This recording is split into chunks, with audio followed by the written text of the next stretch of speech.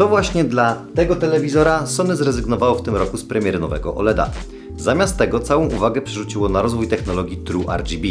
Dlatego Bravia 9 Mark II jest jedną z najciekawszych premier tego roku, bo to nie jest kolejny mini LED, w którym producent po prostu dorzucił więcej stref wygaszania i zmienił nazwę dla lepszego marketingu.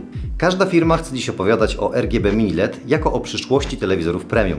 Ale Sony już przed premierą komunikowało wyraźnie, że sama technologia nie wystarczy. Trzeba ją jeszcze umieć poprawnie zaimplementować. I właśnie dlatego nazwa True RGB jest konkretnym komunikatem. Sony sugeruje, że dopiero ich podejście jest tym właściwym. To odważny ruch, bo firma w dużej mierze stawia swój wizerunek producenta ekranów premium na jedną kartę. A poprzeczka jest wysoko, bo w ostatnich latach to właśnie OLEDy Sony należały do najbardziej cenionych telewizorów na rynku. Historia pokazuje jednak, że Sony potrafi robić wybitne telewizory LCD. Najlepszym przykładem była Bravia 9, która pokazała, jak daleko można doprowadzić technologię mini LED, kiedy idzie za nią bardzo dobre sterowanie podświetleniem i przetwarzanie obrazu. W nowej Bravii 9 Mark II zmian jednak jest znacznie więcej niż tylko sama technologia podświetlenia. Część z nich mogliśmy zobaczyć już podczas premiery w Wielkiej Brytanii, gdzie telewizor robił bardzo dobre pierwsze wrażenie. Niektóre różnice rzucają się w oczy od razu. Nowy design, zmieniona konstrukcja i głęboko matowa powłoka matrycy. Ale dzisiaj nie będziemy skupiać się na rzeczach powierzchownych. Ten telewizor spędził u nas tydzień w laboratorium, więc zdążyliśmy zrobić szczegółowe pomiary i porównać bezpośrednio z poprzednią Bravią 9 oraz z Bravią 8 Mark II, czyli topowym OLEDem Sony z ubiegłego roku. Wszystko po to, żeby odpowiedzieć na jedno pytanie. Czy Sony faktycznie poszło w dobrą stronę, czy rezygnując z nowego OLEDa i stawiając wszystko na True RGB, podjęło jeden z najbardziej ryzykownych zakładów ostatnich lat? Zapraszam do testu.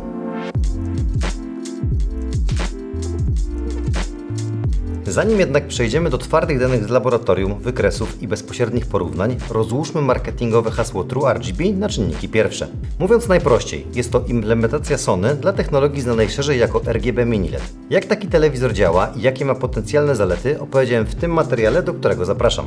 Ciekawsze jest jednak to, dlaczego Sony uważa, że to właśnie ich implementacja jest tą właściwą. To szerzej wyjaśniłem w materiale z premiery Sony, do którego link w lewym górnym rogu, a teraz przytoczę jego część. Jeśli oglądałeś już tamten materiał, możesz od razu przejść do kolejnego rozdziału tego filmu.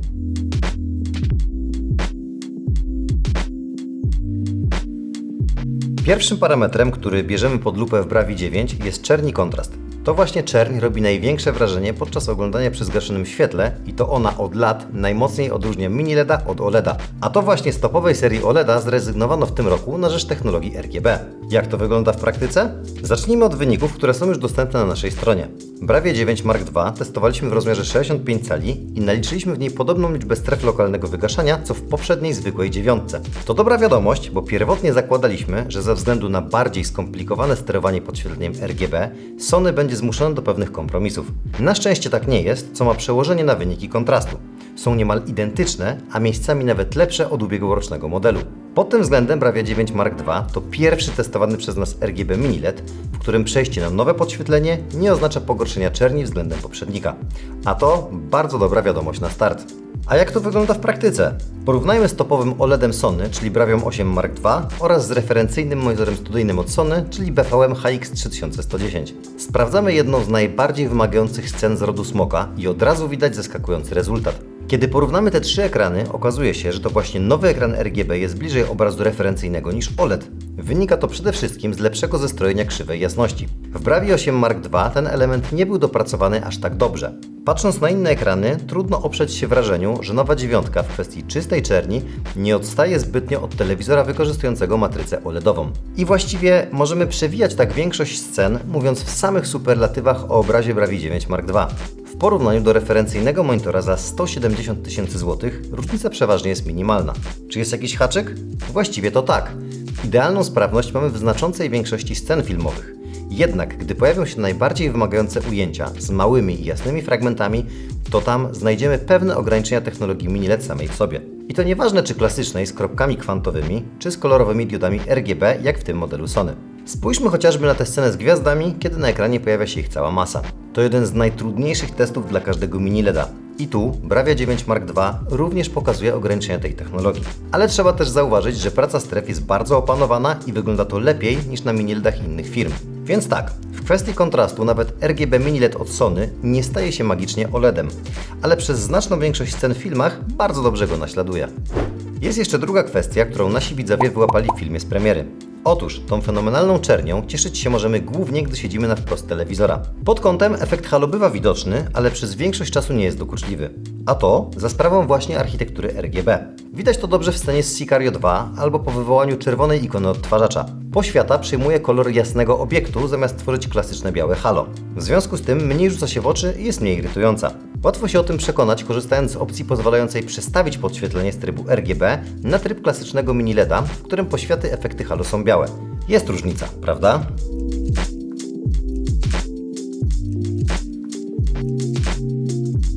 Skoro już wiemy, że mimo naszych obaw wokół czerni Sony dowiozło, możemy przejść do kolejnej kwestii. Mianowicie do jasności i nasycenia kolorów, które architektura TrueRGB miała poprawić. W teorii światło budowane z 3 kolorowych diod, bez dodatkowych filtrów po drodze, miało pozwolić nowej 9 na znacznie wyższe wyniki. Podczas premiery mówiło się, że jasność ma być wręcz identyczna jak ta w monitorze reżyserskim za 170 000 złotych. I wiecie co? I te obietnice Sony faktycznie spełniło. Na planszach testowych telewizor był w stanie przekroczyć 4000 nitów jasności, czyli dokładnie tyle, ile potrafi ten ultradrogi monitor. Jednak najlepsze jest to, że te wyniki mają przełożenie również na sceny filmowe, które budują punktację na naszej stronie. W większości scen ekran ten był w stanie osiągnąć jasność w okolicach 2500 do 3000 nitów. Niezależnie od tego, czy to światło było małe i punktowe, czy wypełniało większą część ekranu. Te wyniki przewyższają topowe OLEDy na rynku, szczególnie w scenach z dużą ilością światła. Kiedy porównamy kilka ujęć z Bravią 8 Mark II, łatwo zauważyć, że w takich scenach nowy ekran RGB jest wyraźnie mocniejszy od OLEDa. Ta scena z Matrixa mówi sama za siebie. Podobnie wygląda to w tych scenach z filmu The Meg, gdzie są duże rozbłyski jasnego światła. Dodatkowo, tak zwana tonalność obrazu jest tutaj na najwyższym poziomie.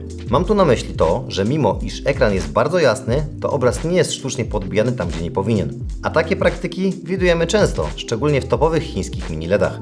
Tutaj jasność obrazu niemal idealnie trzyma się pierwowzoru. I tam, gdzie ma być mroczny, jest mroczny. A tam, gdzie ma eksplodować kolorami i jasnością, robi dokładnie to.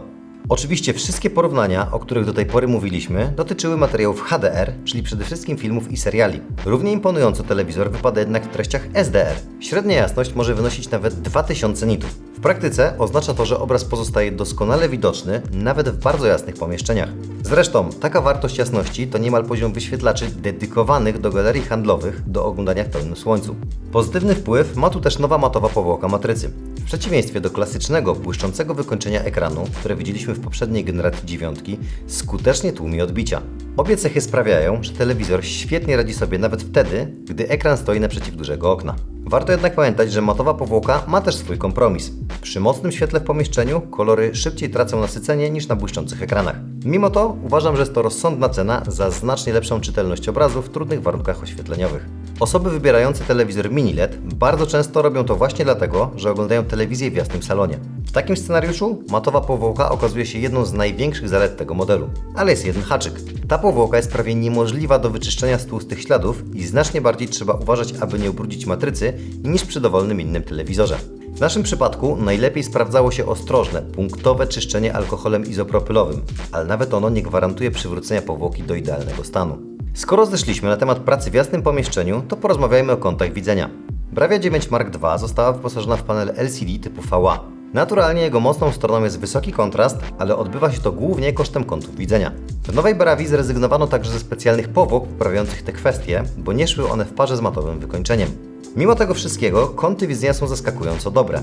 Kiedy spojrzymy na panel pod umiarkowanym kątem, powiedzmy 30 stopni, to stopień nasycenia kolorów czy ich jasność jest na naprawdę akceptowalnym poziomie. A wszystko dzięki specyfice podświetlenia RGB, w którym kolor światła powstaje już na poziomie samego podświetlenia. Ta warstwa jest mniej podatna na zmianę kąta oglądania, dlatego kolory pod kątem pozostają stabilniejsze niż w klasycznych telewizorach LCD.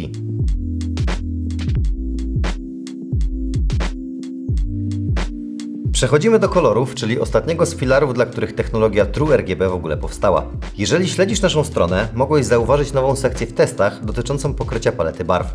Po pierwszym kontakcie w naszym labie z technologią RGB zauważyliśmy bowiem, że tradycyjne testy syntetyczne to już za mało. Ekrany tego typu mogą osiągać bardzo wysokie wyniki na syntetycznych planszach testowych, ale w realnych scenach filmowych pokrycie palety barw bywa już wyraźnie niższe.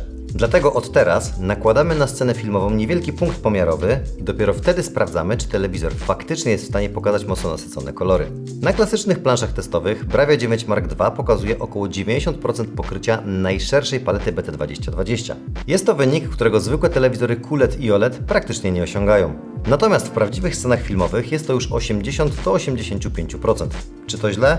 Niekoniecznie.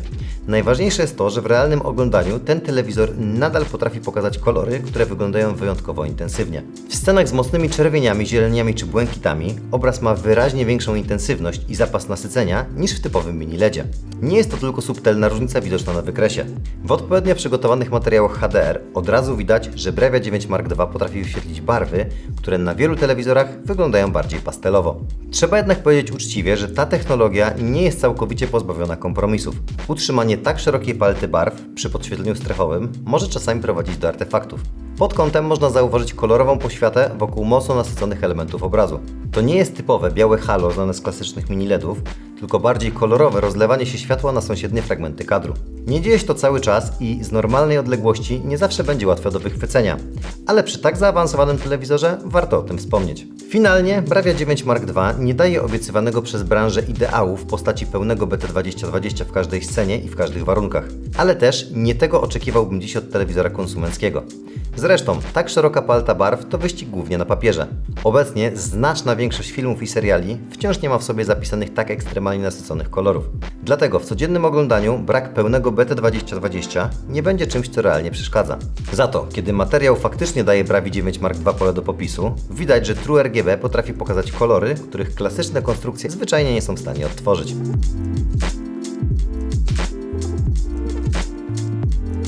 Równie ważne jak same możliwości wyświetlania kolorów przez telewizor jest ich odpowiednie zestrojenie. Najlepsze rezultaty przyniesie tutaj oczywiście profesjonalna kalibracja, którą jak zawsze polecam zamówić u nas w skalibrujtv.pl. Masz wtedy pewność, że wszystko będzie zrobione jak należy, a technik, który przyjedzie do Twojego domu, będzie dysponował profesjonalnym sprzętem pomiarowym. Załóżmy jednak, że ktoś chce podejść do tematu bardziej zaawansowanie i samodzielnie skalibrować nową dziewiątkę od zera. Tutaj dochodzimy do dość istotnego ograniczenia tego telewizora. Mianowicie chodzi o brak możliwości sterowania kolorami w zaawansowanych ustawieniach. Oczywiście taką postawę jak balans bieli można tutaj skorygować, ale w menu całkowicie brakuje opcji regulacji nasycenia, odcienia czy jasności konkretnych barw. Na szczęście w naszym testowym egzemplarzu błędy kolorów w ustawieniach fabrycznych nie były drastyczne.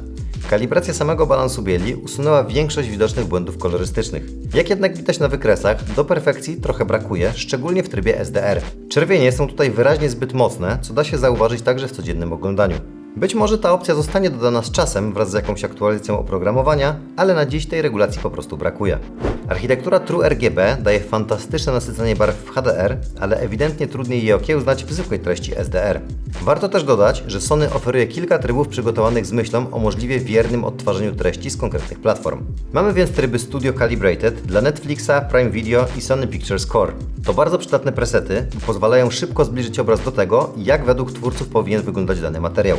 Trzeba jednak jasno powiedzieć, że nadal są to ustawienia fabryczne, a nie indywidualna kalibracja konkretnego egzemplarza. Nie uwzględniają więc ani odchyłek danej sztuki telewizora, ani warunków panujących w konkretnym salonie. Dlatego mogą być dobrym punktem wyjścia, ale nie zastępują profesjonalnej kalibracji wykonanej sprzętem pomiarowym.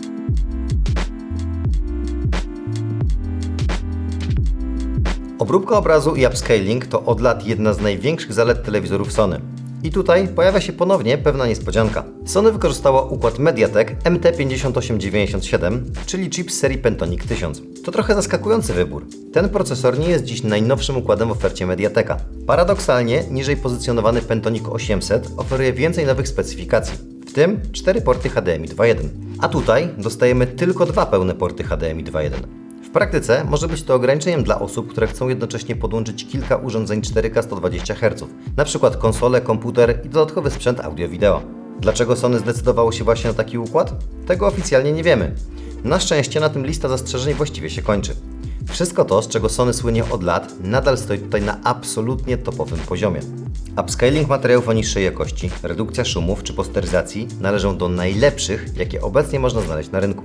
Na dodatek Sony wyraźnie poprawiło natywną obróbkę przejść tonalnych. Gradientowe sceny wyglądają czyściej niż w pierwszej Bravii 9, a różnica jest jeszcze bardziej widoczna względem OLEDów wykorzystujących matrycę WRGB.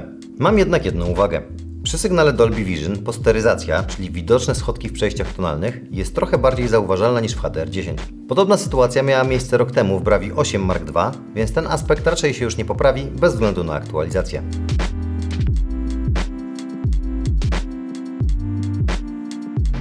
Znanym kompromisem matryc VA jest ich czas reakcji, czyli szybkość, z jaką piksel potrafi przejść z jednego odcienia w drugi. W Bravi 9 Mark II zastosowano matrycę 120 Hz, więc telewizor ma dobrą podstawę do płynnego wyświetlania sportu i gier. Sama częstotliwość odświeżania nie eliminuje jednak ograniczeń typowych dla paneli VA. Za poruszającymi się obiektami da się wypatrzeć delikatne smużenie. Najłatwiej wychwycić je na ciemnym tle, gdzie za jasnymi lub kontrastowymi elementami pojawia się charakterystyczna łuna. Nie jest ona duża, ale jest trochę bardziej widoczna niż w poprzedniej Bravi i oczywiście wyraźniejsza niż na OLEDach. Osoby wrażliwe na smużenie mogą zauważyć to ograniczenie, zwłaszcza w grach. Z tego powodu nowy model otrzymał od nas nieco mniej punktów niż poprzednik. W przypadku sportu rozmycie można ograniczyć za pomocą dobrze skonfigurowanego upłynniacza ruchu. O ustawieniach telewizorów Sony mówiłem jednak w osobnym odcinku, więc osoby zainteresowane odsyłam właśnie do tamtego materiału. Warto też wspomnieć o funkcji BFI ukrytej w menu pod opcją Czystość. Działa ona inaczej niż rok temu. Wyraźniej poprawia ostrość poruszających się obiektów, ale jednocześnie powoduje większy spadek jasności. Na szczęście telewizor ma duży zapas luminancji, więc jeśli komuś szczególnie zależy na jak najwyższej ostrości ruchu, warto z tą funkcją poeksperymentować.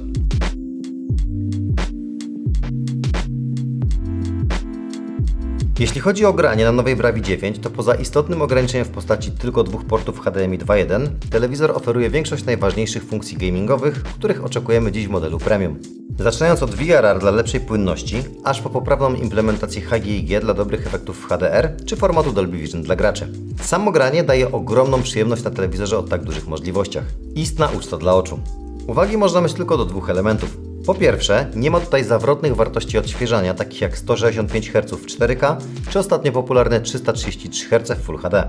One oczywiście grają rolę tylko przy podłączeniu komputera PC. Najważniejsza informacja jest taka, że wszystko działa poprawnie w 120 Hz, czyli wartości, do której są ograniczone dzisiejsze konsole. Po drugie, brakuje wsparcia dla rozdzielczości 1440p, potocznie zwanej 2K, którą można spotkać chociażby w konsoli od Microsoftu i niektórych grach.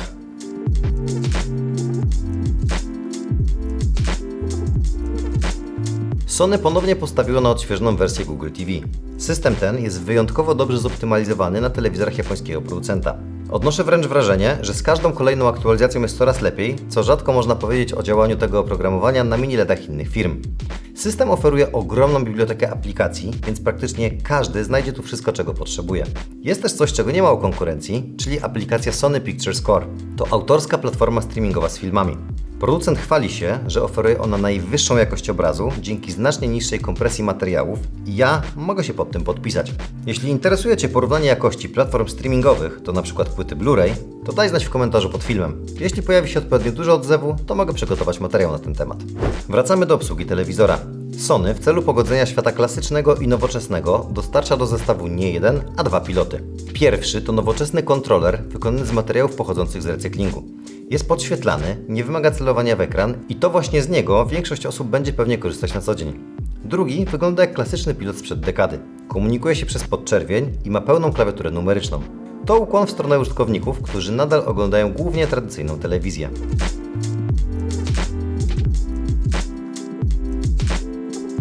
Pod względem wykonania Bravia 9 Mark II faktycznie sprawia wrażenie telewizora z najwyższej półki. Charakterystycznym elementem jest centralna, przezroczysta podstawa o nazwie Mirage Stand, która daje efekt lekkiego lewitowania ekranu. Nie jest to tylko ozdobnik, bo ta konstrukcja pomaga też zamaskować przewody. Ekran ma wąskie, czarne ramki i dość smukłą bryłę, więc od frontu wygląda dokładnie tak, jak powinien wyglądać flagowy telewizor. Tył również został przeprojektowany względem poprzednika i moim zdaniem wyszło to na plus. Jest bardziej uporządkowany i ma matowe wykończenie. To oczywiście nie jest coś, na co patrzy się codziennie, ale przy sprzęcie za takie pieniądze detale mają znaczenie. Tym bardziej, że wewnątrz tej obudowy zmieścił się naprawdę rozbudowany system audio. Jeśli chodzi o dźwięk, tutaj również uważam, że Sony zrobiło krok do przodu względem poprzednika. Największa różnica dotyczy basu, którego w telewizorach zazwyczaj bardzo mi brakuje. W Bravi 9 Mark II niskie tony są wyraźniejsze i w ślepym teście pewnie można by się nabrać, że to soundbar, a nie telewizor. Nie zastąpi to oczywiście dobrego subwoofera w kinie domowym, ale do codziennego oglądania telewizji czy YouTube'a w wielu przypadkach nie będzie potrzeby w ogóle włączać zewnętrznego systemu audio. Dźwięk ma wystarczająco dużo masy, żeby nie brzmiał płasko i plastikowo. Zresztą, posłuchajcie sami.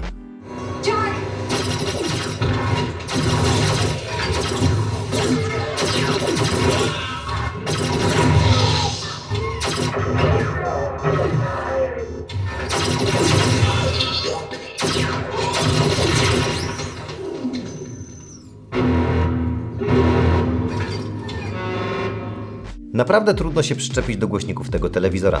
Oczywiście cały czas oceniając je w kategorii wbudowanego audio.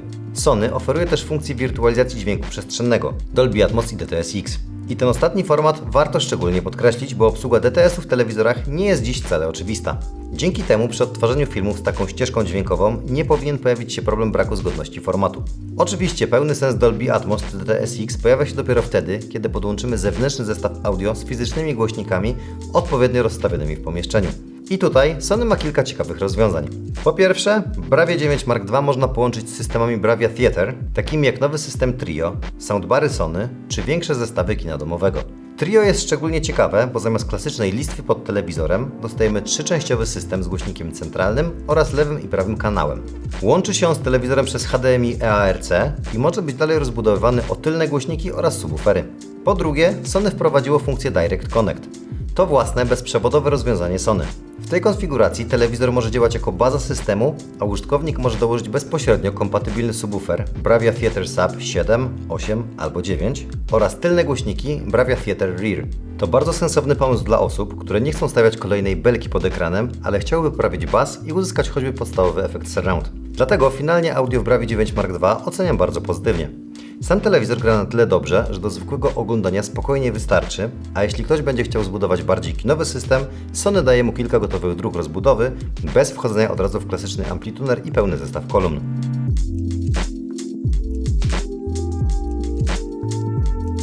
Czas to wszystko podsumować. Bravia 9 Mark II to w gruncie rzeczy rewelacyjny telewizor. Koniec, kropka. Patrząc na średnią ocenę na naszej stronie, to na moment nagrywania tego filmu najwyżej oceniany model na rynku. Ale czy to zasługa wyłącznie nowej architektury TrueRGB?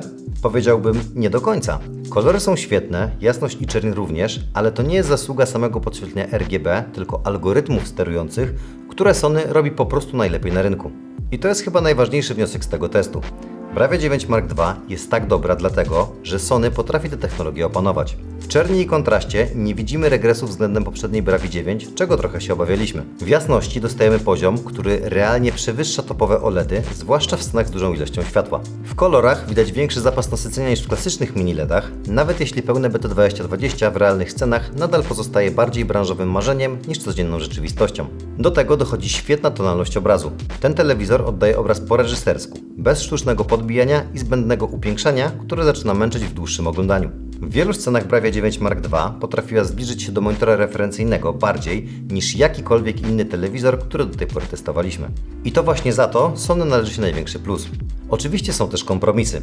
Pod kątem nadal widać ograniczenia lokalnego wygaszania. Czasem pojawia się kolorowa poświata wokół mocno nasyconych elementów, a matowa powłoka, choć świetna w jasnym salonie, jest bardzo trudna do utrzymania w idealnej czystości. W ruchu też nie ma magii. To nadal matryca VA, więc przy ciemnych przejściach da się wypatrzeć delikatne smużenie.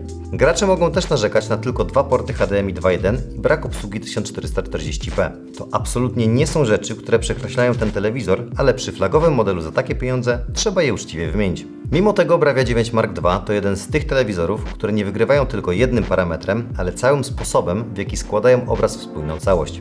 Za te cechy, a także za niezwykle wierne oddanie wizji reżysera, telewizor ten otrzymuje od nas statuetkę wzorowej jakości. W kategorii ekranów LCD to aktualnie najlepszy telewizor na rynku, a Sony ponownie potwierdziło, że w tej branży liczy się także mózg, a nie tylko czysta siła i pompowanie specyfikacji na papierze. Co jednak najlepsze i, uwaga, powiem to chyba pierwszy raz w historii Sony, ten model jest naprawdę rozsądnie wyceniony.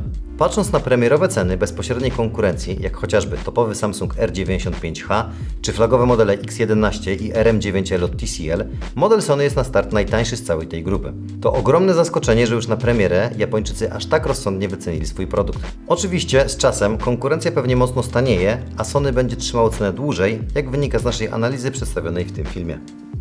Wniosek z tego taki, że nową Bravię 9 Mark II śmiało można polecać już teraz. Linki do zakupu ze sprawdzonych źródeł zostawiam Wam w opisie. Żeby jednak nie było tak różowo, muszę na koniec wspomnieć o jednej wadzie tego modelu. I co ciekawe, nie dotyczy ona jakości obrazu czy opłacalności, tylko dostępności rozmiarów. Mimo że względem ubiegłego roku jest dużo lepiej, bo oferta zaczyna się już od 65 cali i kończy na wielkim 115-calowym ekranie, to w portfolio zabrakło zyskującego popularność formatu 98 lub 100 cali. Z jakiegoś powodu Sony uznało, że ten konkretny rozmiar będzie dostępny wyłącznie w niższej serii Bravia 7 Mark II, którą zresztą też niebawem będziemy testować. Szkoda, bo przeskok między 85 a 115 calami to gabarytowa i przede wszystkim cenowa przepaść. Brak flagowego modelu pomiędzy tymi rozmiarami oznacza więc, że Sony nie będzie w stanie odpowiedzieć na potrzeby tej grupy nabywców. Na koniec jeszcze najważniejsze pytanie, które pewnie chcecie mi zadać. Czy wolałbym ten telewizor od OLEDa? Ja z tym werdyktem jeszcze chwilę poczekam, póki nie przetestujemy w naszym laboratorium wszystkich flagowych modeli z tego roku. Ale jedno mogę powiedzieć już teraz. Jeśli ktoś twierdził, że LCD w segmencie premium nie ma już nic ciekawego do pokazania, to Bravia 9 Mark II bardzo skutecznie wyprowadza go z błędu. A Ty daj znać w komentarzu, czy wolałbyś takiego topowego mini LEDa, czy nadal wybrałbyś OLEDa. Do zobaczenia!